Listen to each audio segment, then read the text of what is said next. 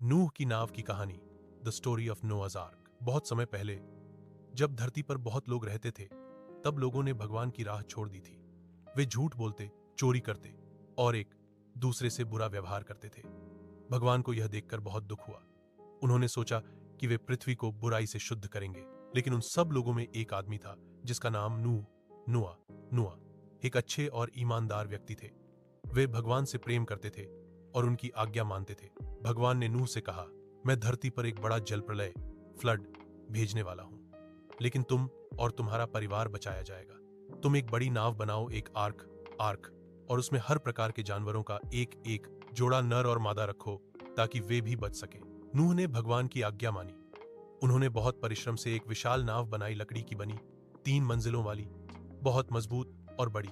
लोग उस पर हंसते थे, लेकिन नूह को भगवान पर भरोसा था। जब नाव बनकर तैयार हो गई, तो नूह ने अपनी पत्नी, 3 बेटों और उनकी पत्नियों को साथ लिया। फिर भगवान के आदेशानुसार हर प्रकार के जानवर, गाय, बकरी, शेर, हाथी, पक्षी और अन्य सभी जीव जोड़े के रूप में नाव में आए। फिर बारिश शुरू हुई। 40 दिन और 40 रात तक लगातार वर्षा होती रही। पानी इतना बढ़ गया कि पहाड़ भी डूब गए, लेकिन नूह और उनके साथ सब लोग उस नाव में सुरक्षित थे। कई महीनों बाद जब बारिश रुक गई, तो पानी धीरे धीरे घटने लगा।